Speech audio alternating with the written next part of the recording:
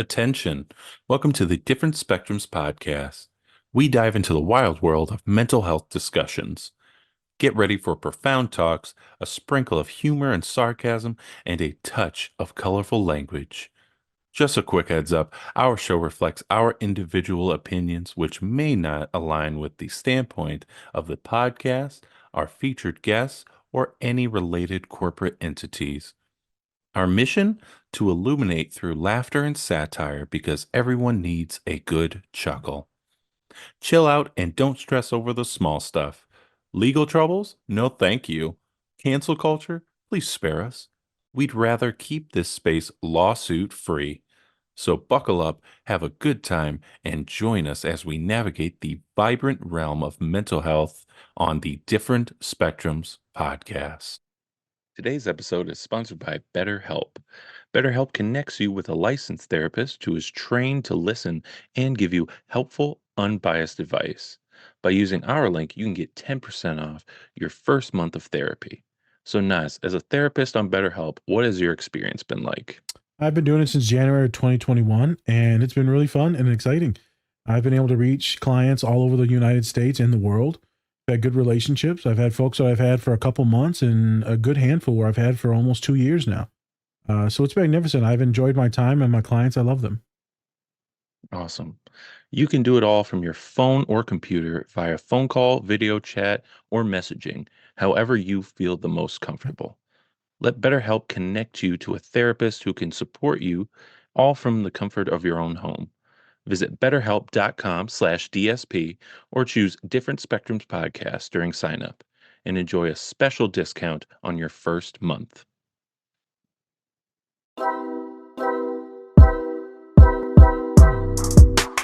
Hey everybody, we back again. Hey, we're back. We're live. I'm Spencer. Of course, we have our licensed clinical therapist, Naz. Hey, Big Pappy. Remember, don't take us too seriously. Oh, dude, it's completely up to you.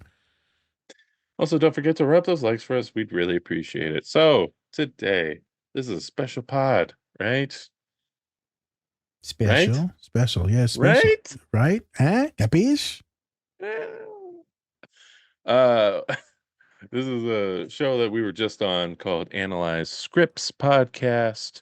Go check them out. The hosts are Katrina, who's the MD, and then Portia, or Portia, who's a social worker. Great show. They were awesome to have us. And, we might have, as usual, been a little overstimulated. Just a little bit. A little bit. A little bit. Yeah. A little bit. But yeah, we were able to talk about Not Dead Yet show right here. It was a nice pod. It was great talking to him about this, and we talked about some other subjects in there that I'm not, remembering. But it was a great show, and we were able to do it. So yeah, Nazir. So what we focused on specifically Edward, which is the autistic character. There's not only autistic coded in the show, but also the actor that plays him is also autistic himself and a really big comedian. And so we wanted to join them. Well, actually, they invited us, so we joined them because they invited us. And we did a collaboration, of spreading the STI around, the infection of what we are as a podcast. So I'm sorry. We're oozing everywhere, Oh my God. Ooze. Ooze. Ooze. Ooze. O's. We're brothers. So it's a magnificent kind of first season. I'm not going to lie. I wasn't the biggest fan of the second season. First season was really good when it comes to Edward, autism, her trials and tribulations of being a Latina, being let go of her job. So it's a really fun pod, magnificent women, wonderful psychiatrist in Katrina. She talks a lot. And then we have Portia, because I don't know how to fucking read. Magnificent social worker, very kind, and it's a little bit more quiet. Does that remind you of anybody? It's a little cat dog situation. Cat dog. Yep. Cat dog. So hopefully you enjoy them just as much as you always enjoy us. They're highly intelligent people. They're more of a little bit pedagogy and more teaching compared to us. Yeah. So before we get into the show and some magnificent clips of Edward, I just want to share a quick story. Of course. Spencer. So the other day, I got a student, magnificent young woman, magnificent. Yes. But she likes to run a lot, right? She's a runner. She exercises a lot, right? We're dealing with a lot of stuff. But since she is this runner, she's very thin and all that stuff. And I said, girl, a song came on the other day. She's a runner, she's a track star. And I said, I thought of you, the runner and track star, right? I said, she's like, oh man, I can't believe you thought of me the other day. She said, I was thinking about you too and all the stuff that we talked about. I said, yeah, girl, we good, we tight. And then Spence. Yeah. I heard on like some show, like she's a runner. And I said, what's a runner? And they made a reference, she was slutty. She was a Hewitt. Did you know that being a runner or a track star for any gender is the sexuality is promiscuous? I didn't think they were just saying, yes, she runs a lot. I thought she runs a lot. I took it literal. Hey, she gets those miles in. Let me tell you. She's running from dude to dude. That's what the reference is. Yeah. I just called my student a hooah. Yeah, but she didn't know. She didn't know. But like, I don't want her to like say this to like her friends. I'm a runner. I'm a track star. I'm a runner. I'm a track star. She gave me like, girl, you calling yourself? Oh, yeah. I just let's shame my client. Jesus. Unknowingly, you didn't know. No. Right now you know, but I probably wouldn't tell her that. So don't bring it up. Take away. Personally, probably not. I mean, like you could, like if she says it again, references back to it, you definitely be like, "Hey, by the way, don't say that." Remember, just like you can't say the M word. This is also something else you can't say. Remember, don't say the M word. Don't say you're a runner or track star. Two things. People don't get the different thoughts. Don't say it around no black folk. No folks of color. It's true. White people would be like, yeah, you are. You do run a lot. You have a lot of cardio. Yeah, my autistic is shit, boy. I took that literal. That's why I don't like rap. This was wrong with rap today. Black people. I don't like the messages. You know. I don't know, man. Stop talking about your traumas. Traumas and your drugs. Oh my God, I fucked that one up, Spence. Yeah, well, happens. Fucking dumbass. So everyone, that's the story for today. Enjoy the pod. It's fucking hilarious. We get kind of derailed a lot about autism, but like it is what it is. Because their pods are shorter. So it's only a 50-minute pod. So talk to y'all soon. Enjoy the special sauce. Whoop whoop. Semen? Whoop whoop. Woof whoop. Jesus. All right. It's caramel. Did you go to Stanford? Yeah. Why are you eating the chocolates I got for my girlfriend? Because for my birthday and I thought you got them for me. No.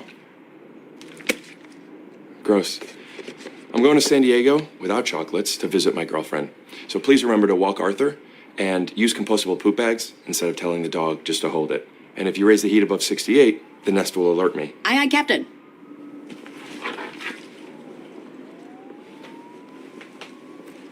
Do you have any plans for your birthday? Oh, yeah. I'm going to throw a massive rager, and I'm thinking getting a couple of kegs and maybe even a reggae band, and I'm going to do it right over there by your Peloton. No, you can't do it here. We have an agreement. Your lease specifically states that any guests need to be pre-authorized. You're joking? Obviously. Dude, what do you have, like Asperger's or something? I do. You do? Oh, my God, I am so sorry I said that. I don't. You thought I had Asperger's? I mean, kinda. I do. All right, have a good weekend. Reminder, we made a deal that you were going to walk Arthur by 8 a.m. if you're going to live here. An adult roommate. That tracks. I'm glad you brought up the rules. I'd like to make an amendment to move the Peloton out of the dining area so that we can do a proper kitchen table. Why? There's plenty of places you could eat. Eat in your bedroom. Or you could eat on the couch if you put a blanket down. You could even eat in the bathroom if you're a monster.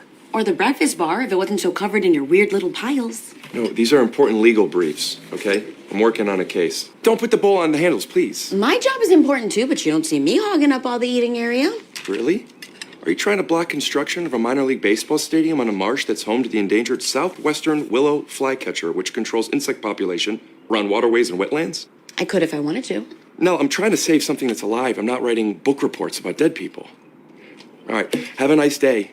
Are you really gonna let that tall piece of broccoli walk all over you like that? I'm not letting him walk all over me. He's on the spectrum, and honesty is part of his personality. I watched a TikTok about it. Hi. Let me move my flurskader.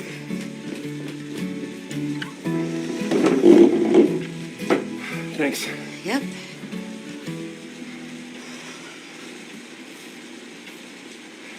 I'm sorry I said you were annoying. It's fine. It's better if people are straightforward with me anyway. Oh my gosh. My girlfriend says I'm annoying all the time. She also says that obituaries aren't book reports for dead people because they offer closure and comfort, which I never really thought of, but I guess is true. Yeah, I'm starting to see that now, too. I'm gonna clip out. Okay. If we're gonna live together, I think it's best that we work on our communication a bit. I'm down with that. Hopefully it'll help me better understand your irrational and erratic mood swings. Also, your obsession with tables. You're not gonna let the table go, are you? Autistic people just hate tables now. Really? No, I'm joking. I beg you. Please, stop getting all your information from TikTok. But it's so quick and trendy. Hey, could you read this bit that I'm working on? Sure, it's not like I'm trying to do anything important like beat Yusheng Du's world record. Great.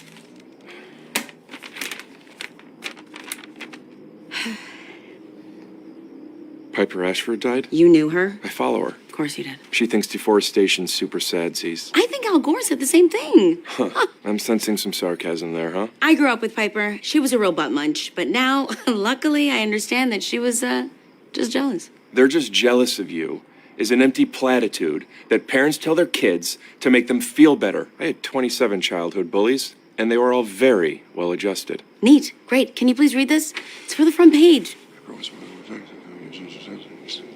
It's great. Really? It's cold and dry. It's like a list of bullet points without any human emotion. I connect strongly to it. Awesome. Thanks. Oh? Deep garnet color. Fruit punch. Pipe tobacco. Velvety tannins, old world.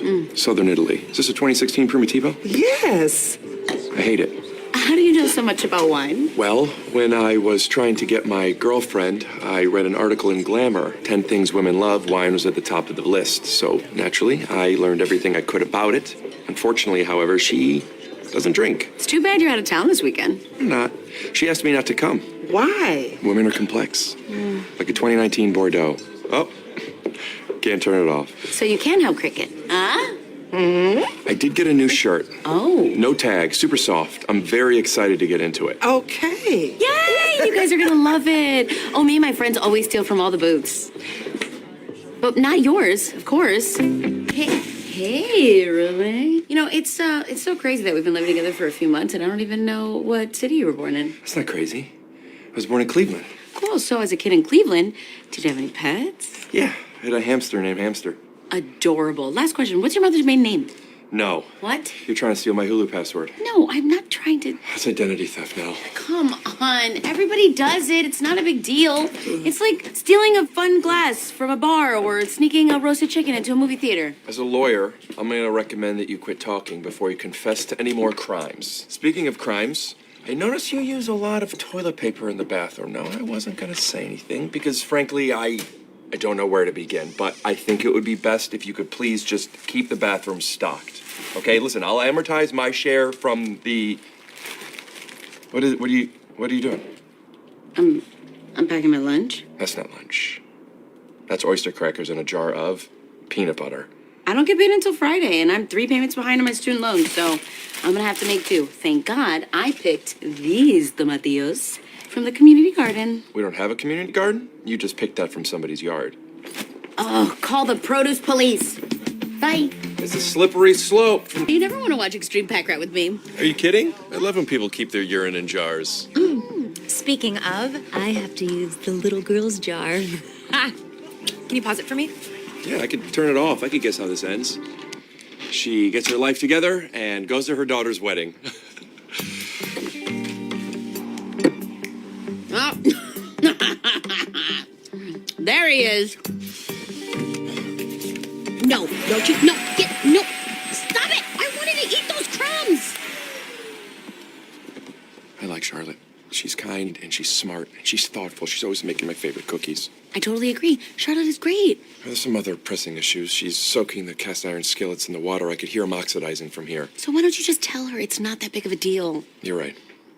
Will you do it? Huh? Just tell her how to clean the pans and to always use coasters and to turn off the water when she's brushing her teeth. You want me to be the you? Yes. Be the me. I don't want to scare her off with all my... I mean, they're totally reasonable requests, but I want this to work. Now. Fine. Yeah. I'll be the you. But if Charlotte moves in, I want rent split 3 ways, not 2. Fine. And I get to have as many ice cubes as I want, hum in the morning, and paint my toenails in the living room. You could paint, but no pumicing. I can't promise you anything. Taking Charlotte on a romantic picnic at the observatory before a trivia night. She came up with a good team name, Roomies. Cool. Your neck looks really angry. You okay? Fine, I'm just trying to get used to this poncho Charlotte got me. She said I look like Keanu Reeves in Point Break. I looked it up, and he's very hot. I thought you only wore cotton. You only wear cotton. Okay. I'm sorry. I'm just very tired. Hi now. You ready, Johnny Utah? Yeah, I love the way that feels. 100% pure adrenaline. Come on, let's go. Bye. Yeah. Have fun. Surf's up. What? Look, I know you only think of me as your roommate, but I think of you as my friend. And as your friend, I'm going to tell you what you need to hear. What you're doing is not healthy. Hiding who you are, you're not just lying to Charlotte, you're lying to yourself. Now I'm 35 years old, and I'm tired of being alone. And I could tell that you like this version of me better anyway. I genuinely like the real you. You're smart, and you're funny, and you're wildly honest, which can be really frustrating, but it's also so very refreshing. If you really want to give this relationship a chance, you gotta show Charlotte who you really are. Okay, you both deserve that. Okay, I trust you. Okay. Also, by the way, I did forget to pay the electric bill. I'll see you inside. It's like living with a child. Don't be... I had no idea that you knew so much about all that stuff you knew about. Charlotte, my nephew isn't a doofus. I'm a doofus. If this relationship is going to work, I think you need to know that I'm a video game playing, Rubik's Cube solving, action figure collecting nerd. And also, Nell isn't the one who's particular about skillet care. I am. Yeah, also this poncho, it feels like sandpaper and I'm going to take it off. Forever. Oh. And I do magic. Is this your coaster? It is now. There he is. I am so happy that we're being honest because I have been holding back some things as well. Edward, I know you're an environmental lawyer, but I hate these paper straws. They're completely useless. Besides, how much can one person really do for the environment anyway? And does recycling really matter? Whew. I'm gonna go get us some real straws.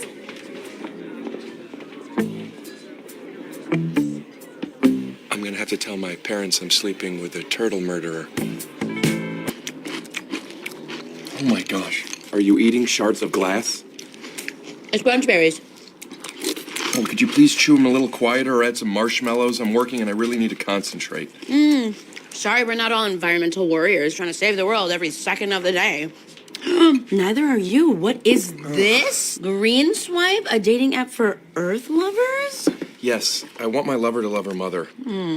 After Charlotte, I don't want to hide the real me anymore. I want any potential ladies to know the real Edward, so I need this profile to be the epitome of me. You should consider it. Everything okay? Huh? Yeah. Why? You talk to yourself when you're upset sometimes? You've been doing it since you moved in? Oh, I didn't know that you heard me do that. Oh, you must think I'm so weird. Not really. I just figured that's how you work things out for yourself. Philip thinks it's sort of dark. You shouldn't let Philip change you too much. What do you mean? I thought you loved Philip. Yeah. For me. Not for you, though, because you're different with him. What? No, I'm not. That's... Yeah. You kind of shrink when he's around. He forced this whole dinner party on you, and then you'd let him finish your stories, and you don't even want to watch your favorite shows. It's not like you. You're usually much more snarky and obstinate. I thought you liked me better when I'm with him. No shoes on the floor or Cheeto dust on the walls or whatever. No, I'm used to the Cheeto dust. It's how I know you're home.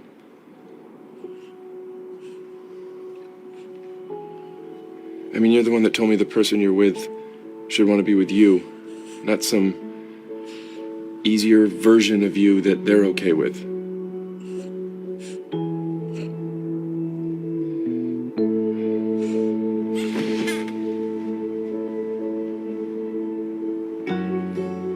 Do you want one of these?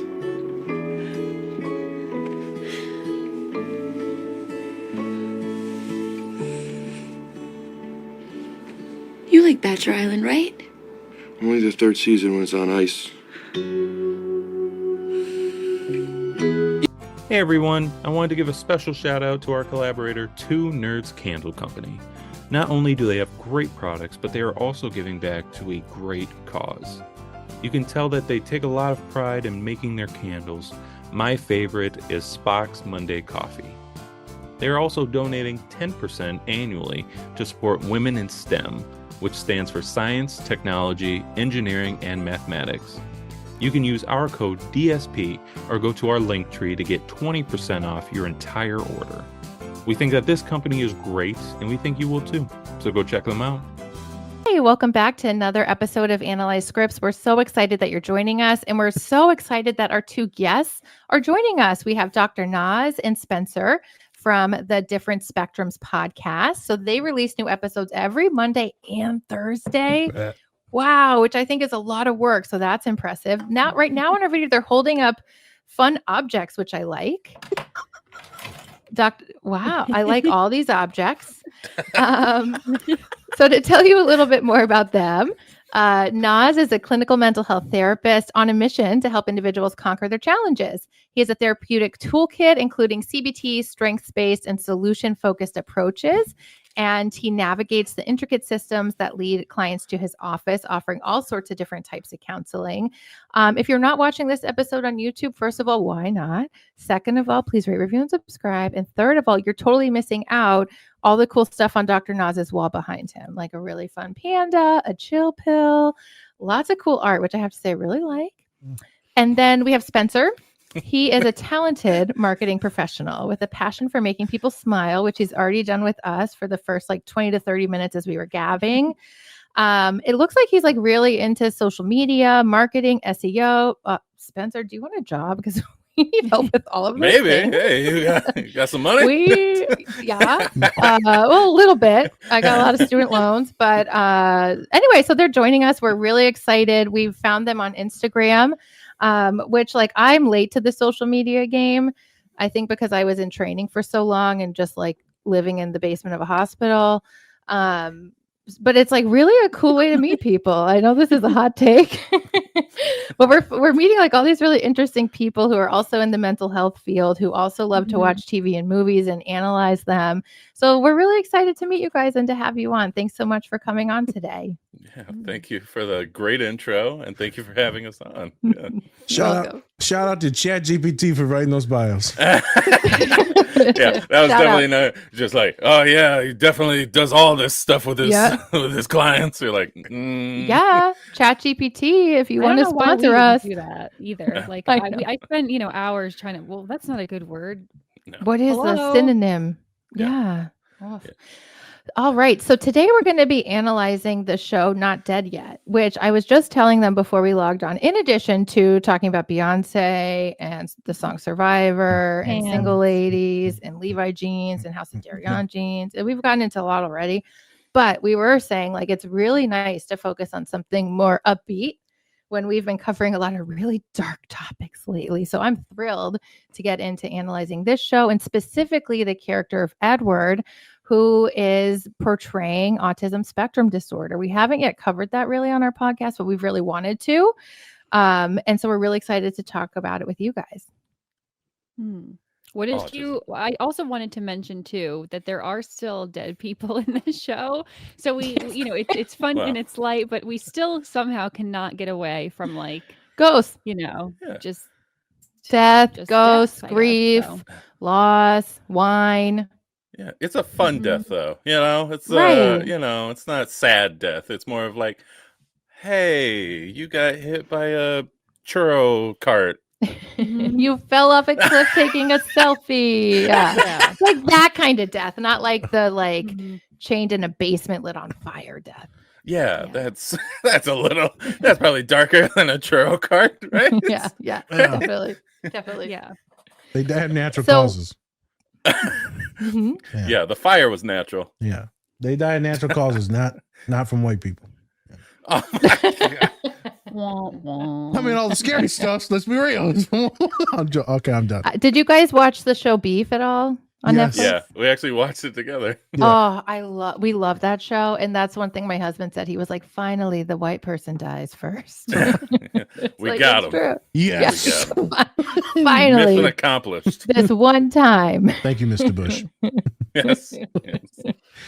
Beef was intense. So why don't we start? I would love to just hear kind of your guys' perspective on the show and the character of Edward. Nazir. Yeah, no. Dr. Nas. Yeah, no. Oh, yeah. So I don't even know how I came across this show. I think I came across it because she's been in multiple different shows now, and they were like big hits. Gina Rodriguez. Yeah. So So she was a cop, right? She was on a cop show.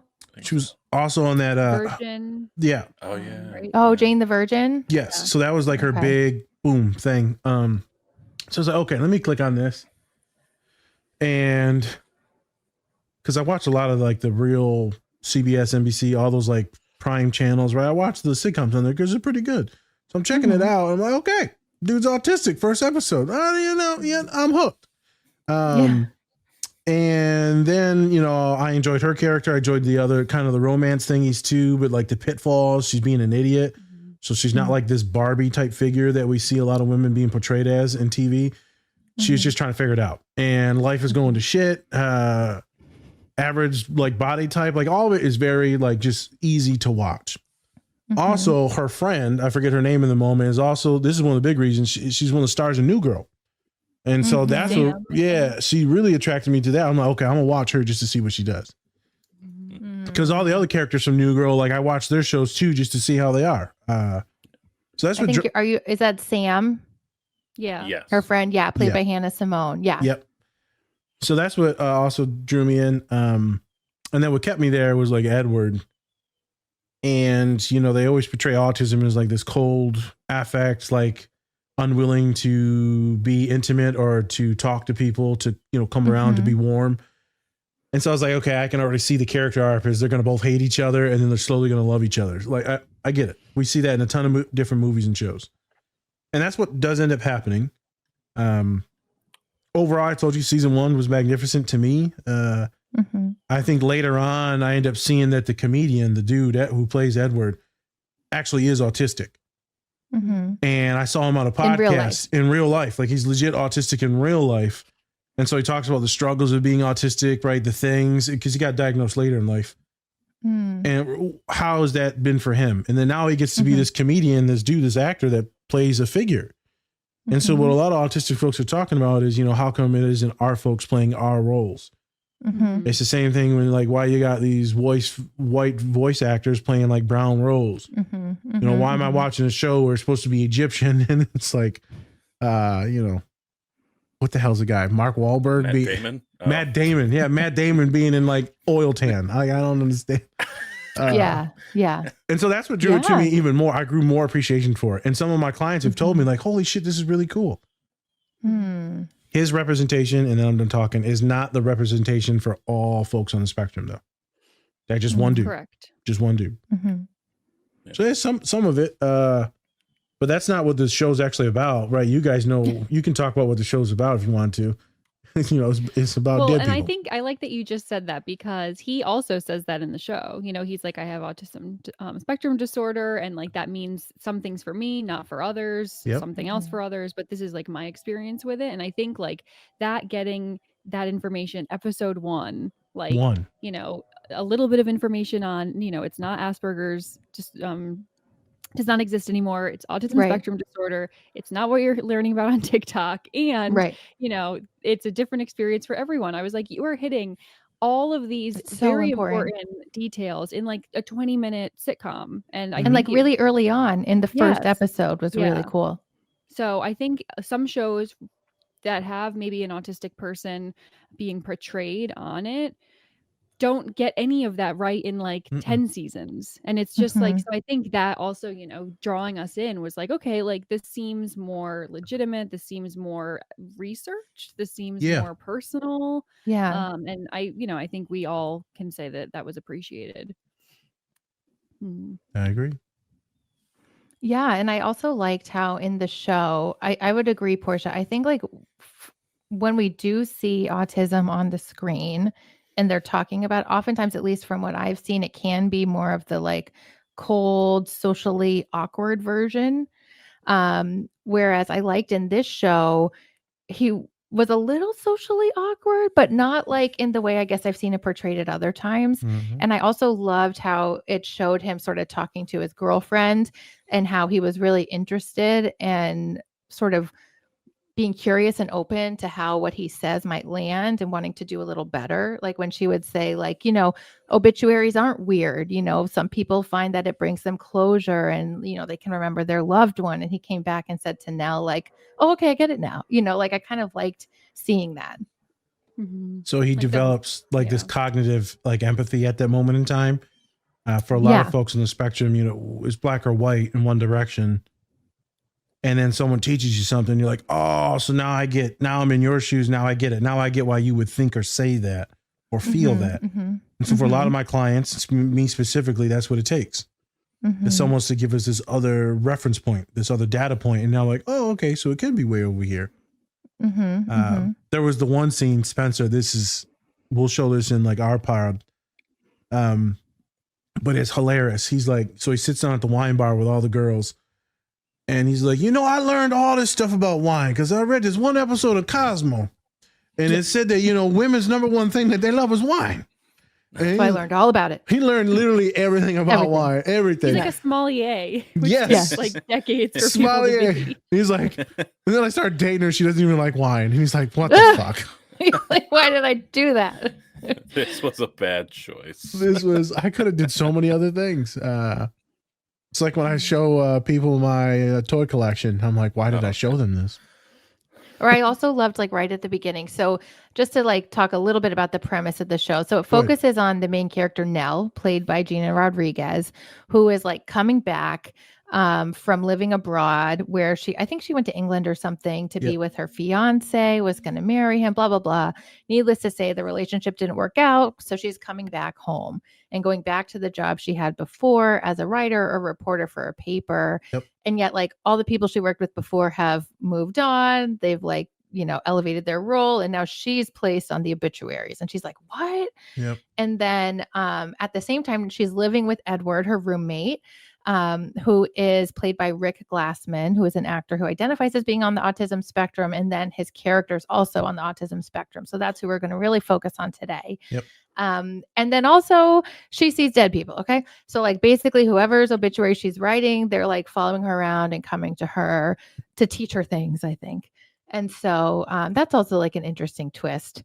But that's kind of the premise of the show. And I also just think like right away, like in his apartment, we see that, you know, he has a lot of rigid rules, a lot of rigid ways he likes things to be done. You know, he's got like the sensor on the thermostat, the little Post-its in the fridge. But what I really liked was all of his piles. You know, he's like an environmental lawyer. And I think like you probably do have a lot of piles like that when you're a lawyer. But it just was interesting to see her try to navigate like wanting a table and like trying to navigate their space together. And I was curious, you know, what you guys thought of that whole depiction right from the get-go. Spence, no, I want you to talk. What is it? So let's say you were to move in, or someone was to move in with you, and they started moving all your shit around. It's not good. Oh, and just I guess actually before you jump in, Spence, to give our listeners a little more background, you both identify as being on the autism spectrum, correct? I never heard of it. Never heard of it. Yeah. The bubble follow me. Yeah. Yes. We are both autistic as hell. There you go. Okay. There you go. Autistic as hell, diagnostic criteria met. Yep. Yes. Mm-hmm. I saw a counselor. They was, you know, in a corner somewhere, and they said autistic as hell. And I just trust the fact that he said I was, so I was like, okay. I believe you. I all right. I mean, you've seen it a lot, I guess. I mean, why not? I've seen it all. You know, hey, if a doctor tells me I got a broken arm, I'm going to say probably, you know. So again, as your perspective as individuals with autism, now watching Edward portraying autism, yeah, Spencer, what would it be like if someone moved in and moved all your shit around? You know, there are specific places. There are specific things for specific places, right? And so, hey, I have to, for my memories, I want to leave that stuff there because that's where I saw it last. And so that's where I know where it is. I think the bad part if somebody moves something is if they don't tell me. That's the one thing, right? Like if you don't tell me where you moved it, I'm looking for it. I was like, I swear it was here. It's like, oh, I moved it. Where? Why? Where did you move this? Where is this? I have this thing with like my mom all the time where she's like, okay, hey, hey, why don't you go find like oh yeah, I need a bandage. Oh, hey, yeah, the bandages. Let me go look for them. And I'm like, why can't we have like a specific place for the bandages, you know? And it sometimes it gets to you a little bit, but I think it's a great just a great way to show the different levels of autism. And I've had plenty of people where, you know, yes, they are like a little bit more OCD and they want to know exactly where things are. I've had a lot of friends who actually just scatterbrained and just put anything anywhere. So like you said, it's a spectrum. So everybody's kind of different. Yep. It can be on either or. And I think the thing is to get more like the mental health thing in it, is you move something of maybe one of ours. And so it's extremely deregulating when we can't see it or we don't know where it's at. We had it in one specific place. Well, now we needed it. And now delays our time. And now our anxiety goes up and now we can't find it. Now we're going to be late for something, right? There's a lot of different variables that people really don't understand when something is jarring to us. And so it deregulates our nervous system. And then now we have to recover, but we also still have to find that object and move on. And so having a systematic thing allows the world to be less chaotic. And when there's less chaos, then we can function in our routine and our habits, our rituals. And there's a lot of folks that are ADHD that do this. They like have things. It's everywhere. Shit's everywhere, but it's everywhere. And they know where everything's at. Or at least that's what they like to tell people. You know, everything's terrible. So they say. Allegedly. You know, I know where it is, you know. Well, that's one of the biggest things is it can be just deregulating when people come into your space and start moving stuff around. So like my father, also he is disabled with a neuromuscular issue. But everything's in a specific place that we can get it easy access.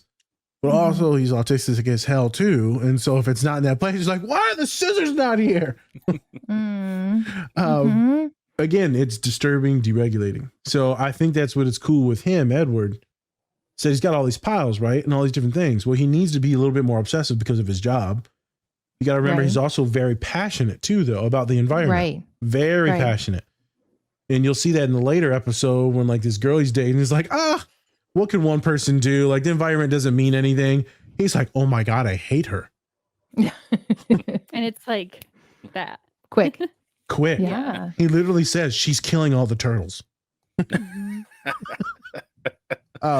So I wanted to make mention of that, the deregulation, and then all the different like variables that people have to think about when something is not in the place that they had.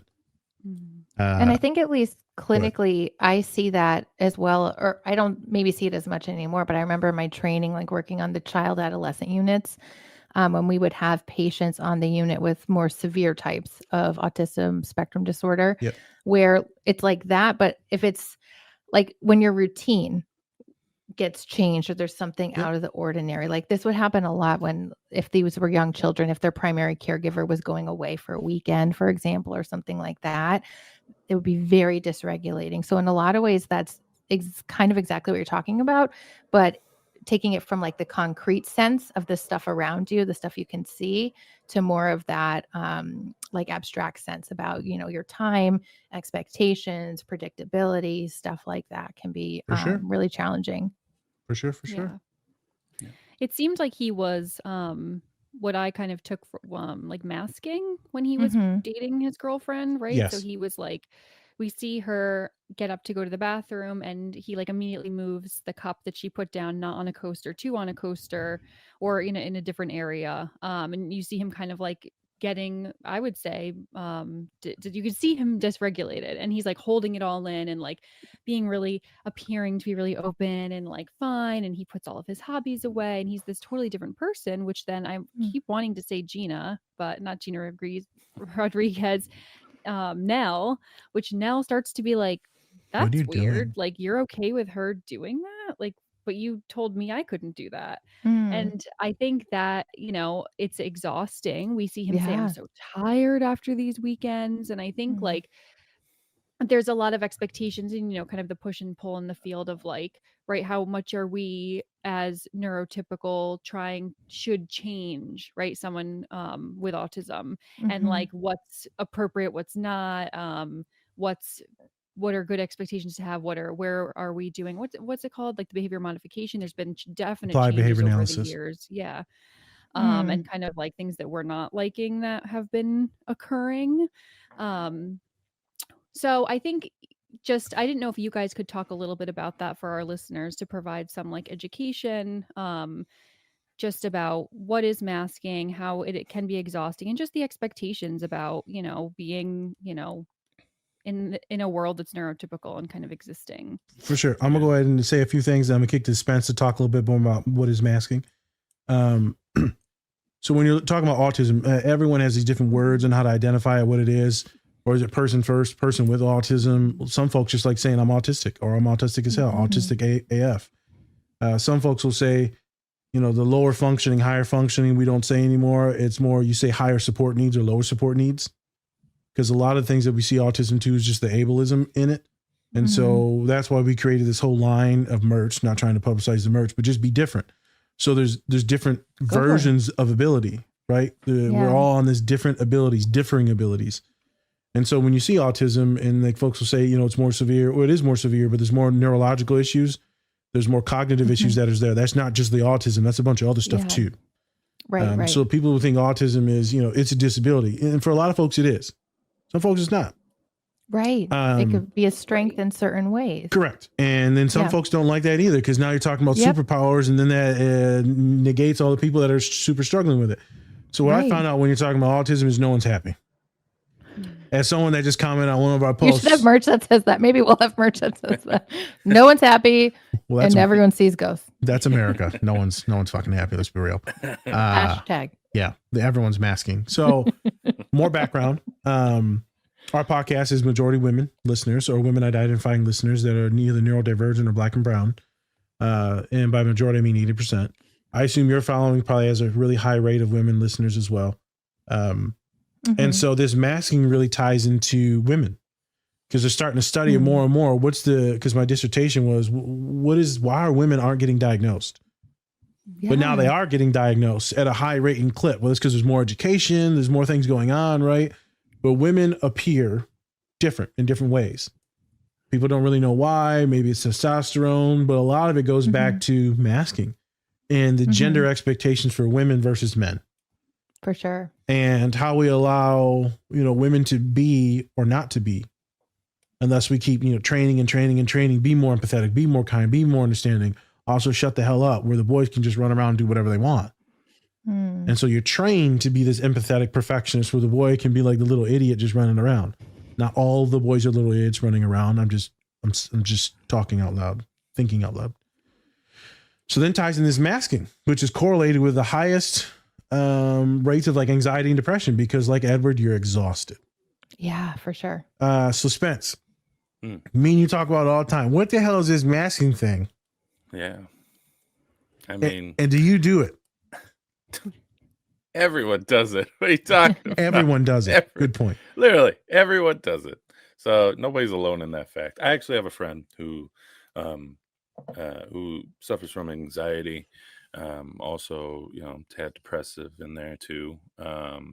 She actually saw our show, right? And she started correlating these different things that she does and that other people do and things like that. And it was just like, I might have autism.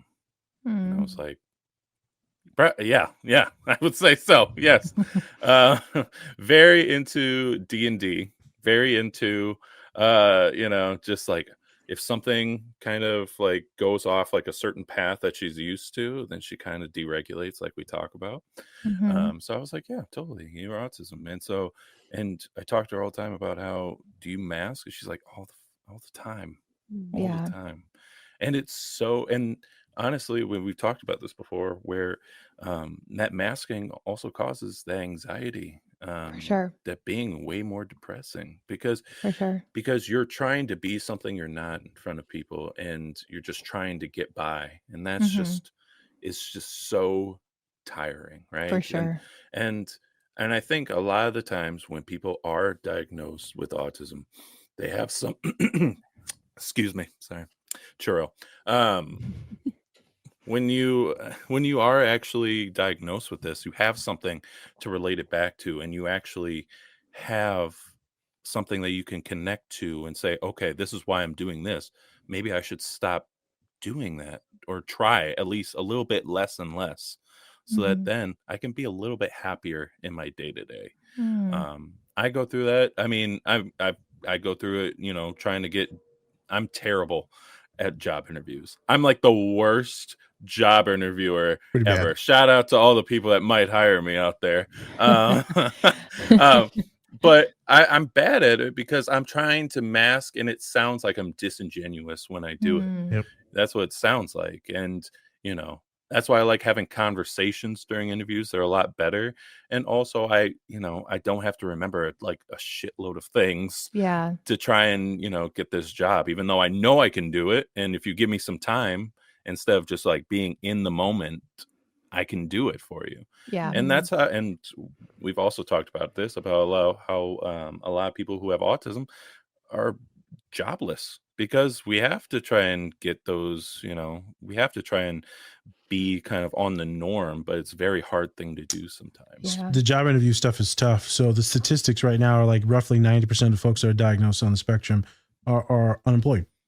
And that is like, it's horrific. So the ranges could be anywhere from 70 to 90%. Wow. It's because we live in a very ableistic world. Like how some folks can't drive. Some folks can't take the bus. Some folks need medication and they can't get it. Some are very terrible in interviews. Like I'm magnificent in interviews, but I also am like terrible at interviews sometimes. And I don't know what to do. So that leads to it. Also, masking is normal for everyone, like Spencer said. But what we call it is code switching. So everyone knows what code switching is when it comes to race, but everyone actually does it when it comes to like women being in these spaces as well. Y'all have to code switch on the podcast. You have to code switch at work, because if you act this way, you'll be seen as too feminine, crazy, emotional. Yes. You're going to be seen as a B word, right? I mean, histrionic. If I act a certain way as a big, large brown dude, I'm going to be seen as aggressive, thug, violent, scary. So I have to feminize myself all the time, where y'all have to be more stoic and reserved. I'm being more feminine, more bubbly. Right. Because when I walk down the hallway and they're like, why aren't you smiling? Which my boss said, and I love her to death, my old boss. Why aren't you smiling? I was like, I don't know. She's like, something wrong? I was like, I'm going to take a crap. Like, I'm not thrilled. I'm like, I don't know what you want from me. She's like, oh, okay. I just never seen you look like this. I'm like, I'm literally just walking, woman. And so code switching, we know what this is, but we know it can burn us out. And this is what a lot of us of color talk about, putting on this white skin suit and then going into work. Yeah. But the person that you are, and this is why I tell all my folks on the spectrum that work with me, the person that you are, you have all the different entities that live inside of you. And you're just choosing which one to act like. Some of my folks on the spectrum actually enjoy the mask because they can put on a role and a character and go do their job and people please. And then when they come home, they can be their normal self that's like super anxious. So when they memorize that role, they're good at that role. But they can't always do that role when they get home because now they're burned out and depressed. Yeah. So masking is intense. It's pervasive. It affects everyone, even if you are neurotypical, because everyone wants to fit in. Everyone hates themselves because the media and competition and humans have polluted everything. So the reason why Spencer is talking about being more authentic and getting diagnosed, because it allows you to just sit in your autism, maybe this is okay. Yeah. Maybe I can just be me and other people will love it. And as we know, like folks with Edward that are autistic, most of your friends, if you're autistic, are going to be either neurodivergent or autistic. We tend to congregate or coagulate with each other. It's the same thing for BIPOC folks, queer folks, right? Women, men. We all go to our certain very segregated entities. But the cool thing is with neurodivergent folks, we get along with each other. And so Edward, and you got Nell, who's definitely neurodivergent as shit. Yeah, I was going to say, I wanted to hear what you think about Nell. Definitely neurodivergent as shit. Besides the hallucinations. Like in a different way. Yeah. She definitely has trauma disorder. Definitely a generalized anxiety disorder. Definitely like a little bit of PTSD or trauma, but welcome to being like, a brown person and with brown parents. You know what I mean? So her brain is definitely wired differently. Definitely has ADHD, just the way she thinks and vibes and bounces off of people. And she talks so fucking fast, like me. I'm like, girl, I got 100 milligram chill pill. That's a high dose. No. On the daily. So those are you some might of the be a things. rapid metabolizer. No. Well, he doesn't do it orally. No,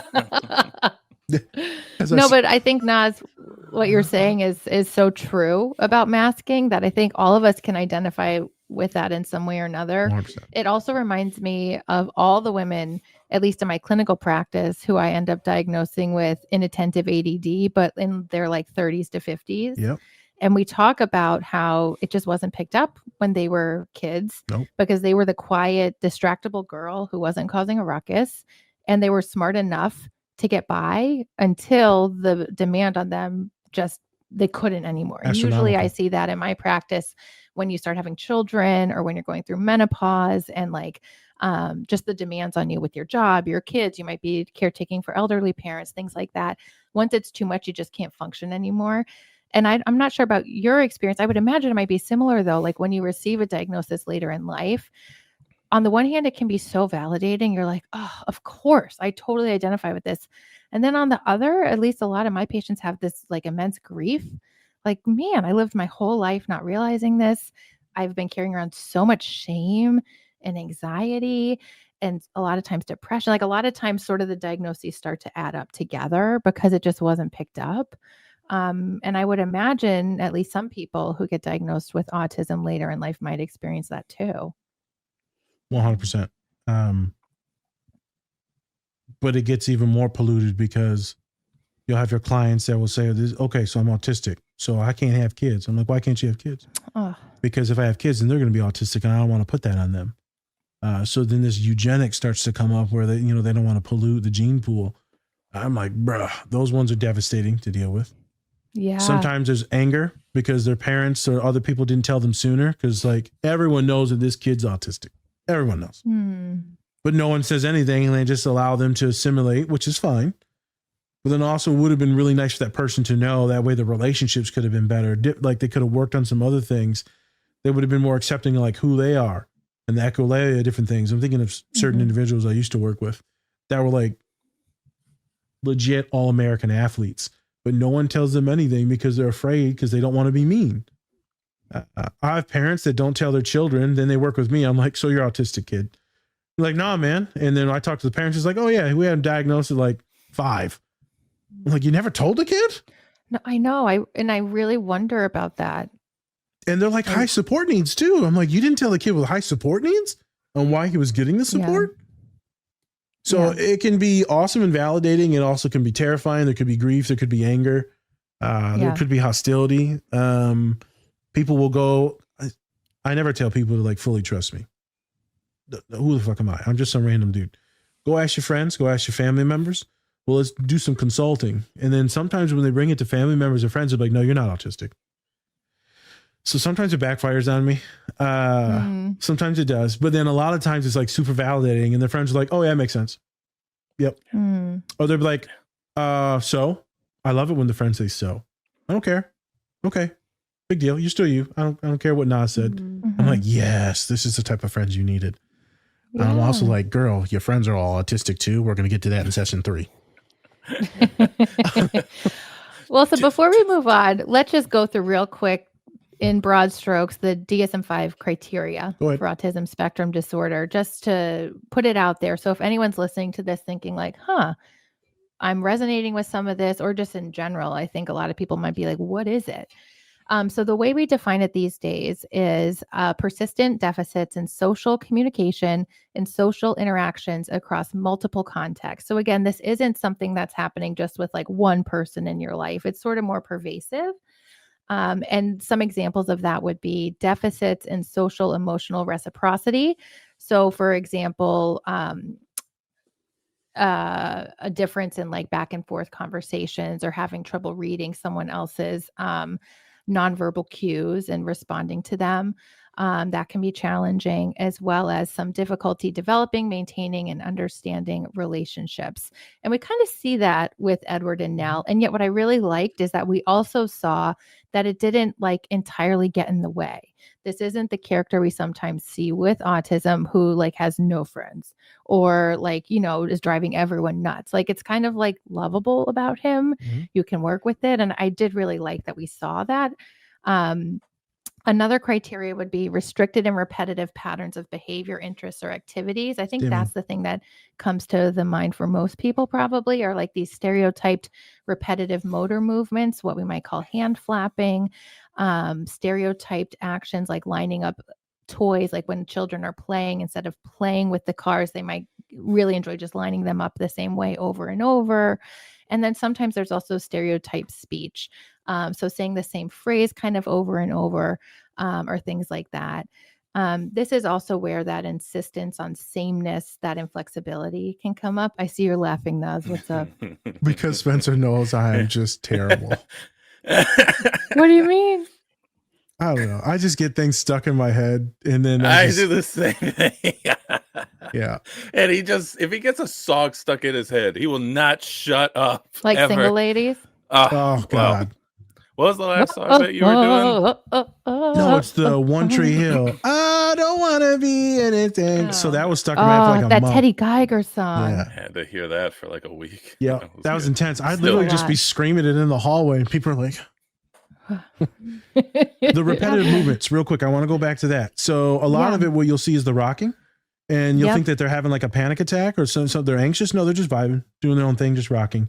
Sometimes it will be more pervasive, like it's intense. But for a lot of folks, it's just like playing with their beard, like me, twirling their hair. For me, I constantly bite the inside of my lips, not the lips, but like the inside of my mouth. I'll the just cheek. The cheek. I'll just be kind of picking at it. Yeah. You'll get your trichotillomania stuff in there too. Like, oh, that's OCD.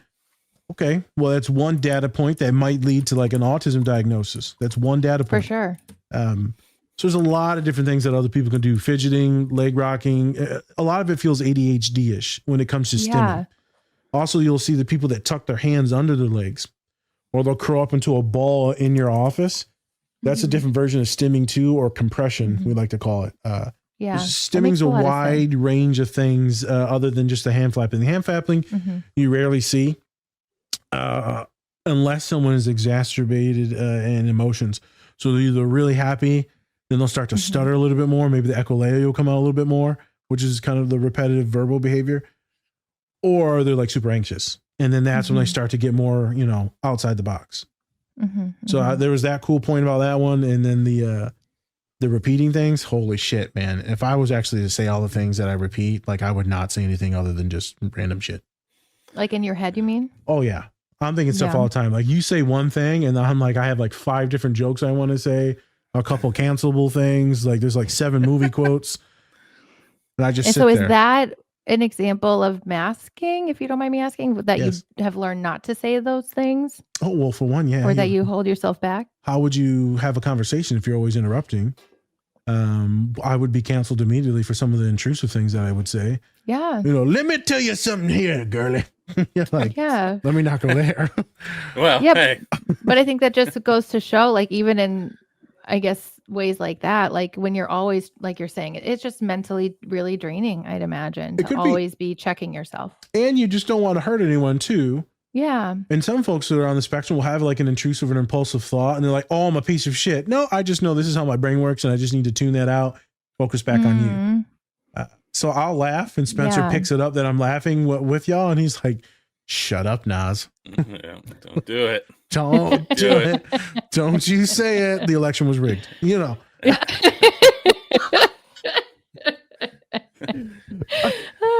He should have won. He should have won. Oh God.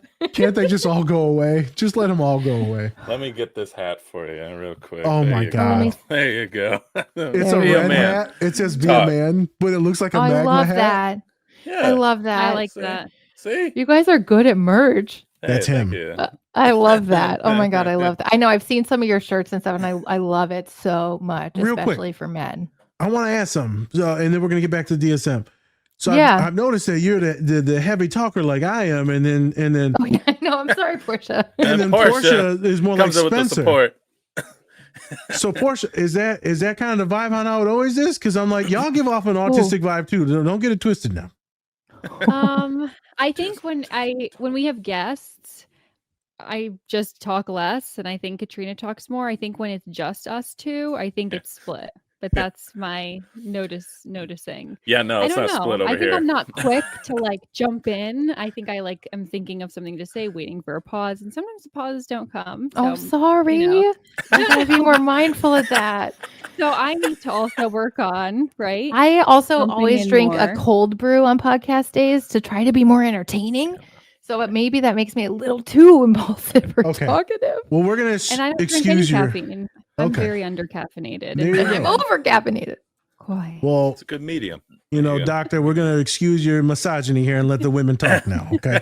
Yeah, women can get jobs too. Okay. Turns out, not according to that football player that's going all over social media right now. Oh my God, I wanted actually to kind of talk about that, but we'll get that towards the end. Like, what the hell? Okay. That was like the worst shit in Yeah. the world. Like, I was furious. It just kept getting worse. Worse. I know. Like it just kept like no one cut off the mic. No, they You know? wanted him to go, and then they start talking People about queer were folk. giving standing ovations. Like people. Oh, were I missed that cheering. part. Oh no, they I loved thought it. that was booing. Yeah. No, they loved it. Oh, They loved it. well, different strokes for different folks. Yeah. Well, some folks need to be stroked right out. Well, A different Yeah. way. All right, so let's wrap up the boring DSM stuff. Oh, So no, again, you could have kept going through it. I'm sorry. no, it's okay. I like to hear, what Two you have forces. to say. You don't have to apologize at all. So some other sort of examples of those restricted repetitive patterns of behavior, again, are highly restricted fixated interests of intense focus. So kids might be really focused on like a certain show, for example, or certain like airplanes, or like in the show with Edward, the wine, he learns everything about the wine. And we see that too sometimes in ADHD. So I just want to point that out, that there is a high comorbidity of autism spectrum disorder and ADHD. And like you're saying, you can see some of these symptoms with things like OCD. And so it is really important to get a really good evaluation if you're wondering about this for yourself or for your child, because some of these things can cross over. yeah, don't just use TikTok. I have so many patients Please. who are teens who come in like at least I don't know if it's every new patient who's a teen. I don't want to use a all or nothing statement, but I get really itchy when I have with a tag. Do I have autism? And I'm like, same. Like if something's poking me in my neck, like that's annoying. Yes, to the level of response, to the level of dysregulation, to the level of being able to move on. Sure, but like you said, like that's maybe one data point. Like let's let's Correct. look at your, social life. Let's look at how you, can be in chaos or not, or environments that feel good to you. And I think Mhm. like then like, at least for me, like 9 times out of 10, it's like, I don't really think you have autism. I think you have Yeah. anxiety, and you have like typical sensory responses to unpleasant stimuli, like Mhm. most people do. Mhm. But yeah, I don't know. It's like, I think TikTok has done a lot for normalizing and giving some information to the masses.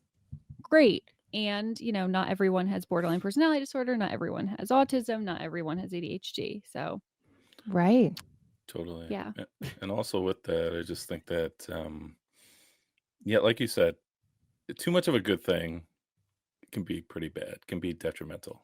Um, you don't want to go for every fact to go on TikTok. You don't want to do that. You don't want Yep. to go on the internet in general for every fact, Mhm. you Mm. know? Yeah. And I think that's where a lot of people kind of get stuck. And I saw something recently about a couple influencers that are going to be suing the government because they're trying to get rid of TikTok. Oh And yeah. they're like, this is where we get a lot of information, and this is, da da da. And I'm like, Mm. okay, yeah, you get a lot of information, but not all of it's A, valid, and then B, not all of it's going to be true. Mhm. There are probably a Right. lot of TikTok accounts that say that autism is not real, and that it's It's all a due to big scam. vaccines. Yeah, Mhm. exactly. So let's not try to act like TikTok is like in general, let's not try to act like TikTok is just like this A be all know godsend. all. Yeah, Yeah. it's not. It's it's a nice platform where people can come on and be part of a community. But at the same time, it can also be very detrimental to other things that are happening outside of that. Mhm. So Again. Yeah. For sure. Yep. I love talking about it with my students because I start to bully them then.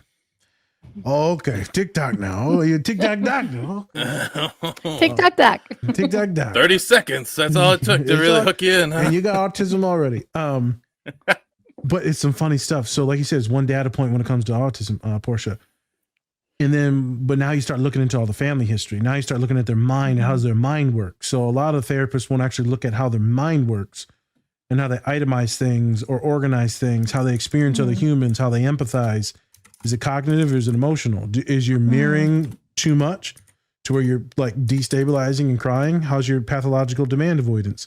Like there's so many different things in autism that the assessment is intense. So if you're doing a psychological assessment, half the time it's not even going to pick up that you're autistic anyways.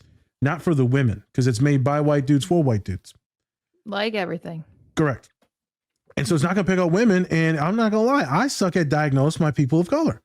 Suck at it. White person, white bodied individual, white woman, I'm really good at it. But since I don't get a lot of representation of autism that is brown bodied, then my scales are thrown off. And my algorithm really in my good mind on humans is thrown off. It's the same thing that happens to y'all when I'm not going to say y'all, to many doctors when they're working with black or brown bodies, they're like, oh, you're fine. They have severe functioning depression as a black or brown individual. And it's interesting on how even for me, a Mexican and Arab, second generation American still struggles to diagnose folks of color. And I have like some clients that'll hit me up later on in their life. They're like, Nas, am I autistic? After I'm not working with them anymore. And I'm like, you know what? I can't say if you are or you're not. And in my head, I'm like, yeah, you were. I know more now. You are. You need to get assessed. Because I didn't know a lot then. And now that I've been working with such high rates of people of color and international individuals, I'm like, oh, and then I finished the dissertation. I'm like, oh, I know so much more. I didn't get to tell so many people. I'm trying to tie all this in because what Portia was talking about, the stuff is complicated and TikTok has been magnificent. But what Spencer was saying, it's also been horrific in many ways because a lot of that stuff on there is just like stupid. Yeah. Yes. It's so Just dumb. I think we could agree. It's just dumb. It's just dumb dances. Some things are super sexualized. Like, I mean, do your thing, but like still like in China, it's all educational. Like, I don't fully agree with that either because it's super restrictive. But it's all educational. Over here, most of it is not used for education. And in saying that, it's been really prominent in social issues, social justice issues, things that are going on now with like war and stuff like that. There's a lot of stuff that's getting spread through TikTok movements. And so I appreciate TikTok. I'm not going to shit on it completely. but also there's some major issues with it, specifically for folks that are autistic or ADHD, because they will lose hours and hours and hours, and it hurts their executive functioning. Yeah, that's a great point. And so I love it, hate it. Right. And so I'm really good at talking about things surface level, right? But then when I get deep in like an autism rant right now, like I am, and some of my coworkers are like, holy shit, I didn't know you were smart. That's because I never talked to you guys about anything real. So Yeah. I hate all of you. That was a good game last night. Yes. Yeah. How about the weather, Mr. White Man? I hear it's going to rain this weekend. Yeah. That great water cooler talk. Yeah. Great. Weather. Sure. It's really interesting though when you work by yourself, because like, who do you talk to? I know. Just Portia. But just Portia. Or like We then just when I go text. out into the world, like I'm at the pharmacy picking up prescriptions and I'm like, how was your day? You know, I'm like, really, like I need some like more social interaction. And it's just an interesting way to go about the world sometimes. Like not everyone really wants to tell a stranger like how their day is going. Like it was good. Can we move on here? I have to get to I'm other. like, no, tell me more. Yeah. You would be the bubbly version. Not saying that you are. You would be the bubbly, more ADHD version of autism. And Portia is now the more stoic, reserved, like chill, quiet. I'm not going to interrupt because there's no pause. That's why I brought that up earlier, not to I think cause any strife. yeah. I just wanted to show people that if you two were, then this would be the representation, the dichotomy, the polarization of it. Because everyone thinks it's just this one thing, and it's not a monolith. Yeah. It's just like No, that's such there's a not good a point. monolith for like black folks, brown folks, Arabs, Muslims, Right. Jewish folks. There's not a monolith. Everyone's different. Right.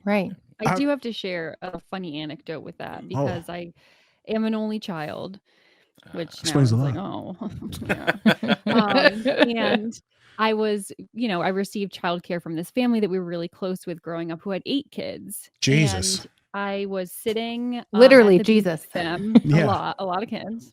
And the mom was like, Portia, like, why aren't you in the water? Like, why are you sitting here? And I was like, well, no one invited me to go into the water. And I feel like that's like just how my brain works with like, I don't like it with talking or interacting or social events. Like I like to observe and see what's going on. And if I have something to say, I'm going to say it, which I then laugh because I'm like, oh, I'm a podcaster, so I should be talking. But I think too, being a therapist, it's a really clear identity. And I think people find then jobs like that work for you. So it's like a really clear role that like I know how to show up for. That makes sense to me. Yeah. And then, other social interactions or other things that maybe make me more uncomfortable or that I prefer to kind of like have a different way of operating in them. I think that's just how we kind of find ourselves in where we end up. Yeah. And talking about ableism and ableistic spaces, though, I think that there's plenty of spaces for neurotypical people to find a role that feels good to them in. And, there's not so many places for others who do not kind of fit the mold of a white man to or a typical white man to kind of fit into. But yeah, I don't know, just thinking about roles and stuff and where we feel comfortable. So the reason, again, why I broached this topic is because I'm so used to scanning and making sure everyone's getting an equal piece to the pie. Being autistic and neurodivergent, you're making sure I have to shut up and not keep going. And so I have to make sure that I pivot for my other friends that are like not as verbal. Well, with Spencer, we do a podcast. Fucking, I'm like that. Yeah, no. But for other folks, It's like you never shut up. you raise your hand. God damn it. You made it a segment to have a story time before the story time, the pre-story time. I like to warm it up. No, but that's the inner dialogue. It's like, oh, did they talk? It's like if you were a point guard on the team, did you make sure that everyone touched the basketball before someone shot? Is everyone getting equal opportunity? Because then there's more buy-in. And this is what I have to teach a lot of my clients is the reciprocity in dialogue. And one of my girls yesterday, she's like, I think I'm talking way too long to some of my friends. I was like, honey, I can guarantee you are because you're doing it right now. It's the end of the session and I've literally just talked for the first time.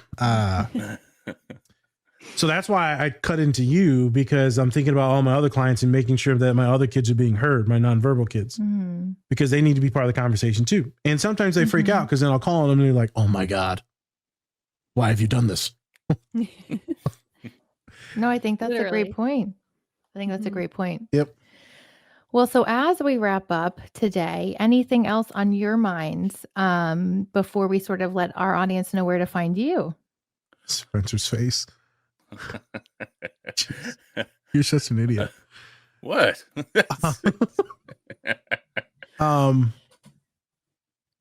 Check out the show.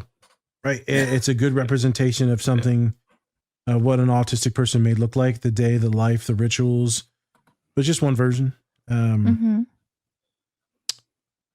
I think to back away from the monolithic view of what autism is probably the best thing. And when you're looking at folks, there's data points. There's not just one. Don't just say eye contact. Maybe they tiptoe walk. Maybe there's different meds and dyslexia, dyscalculia. Maybe they have face blindness. I mean, there's a bunch of different stuff that goes into autism other than just severe cognitive disability, other than just severe executive functioning issues. So that's what our podcast is about. We also talk about everything else, but like we try to hammer down those things. And there's a million different autism podcasts. Ours is probably not going to be everyone's favorite because we are completely unmasked and we're like two dudes talking and we swear and we curse, but we laugh a lot. Yeah. But if you're not doing those things as us being like real and authentic like we are with you today, then what's the point of doing the podcast and talking about autism affirming practices? Yeah. No, that's a great point.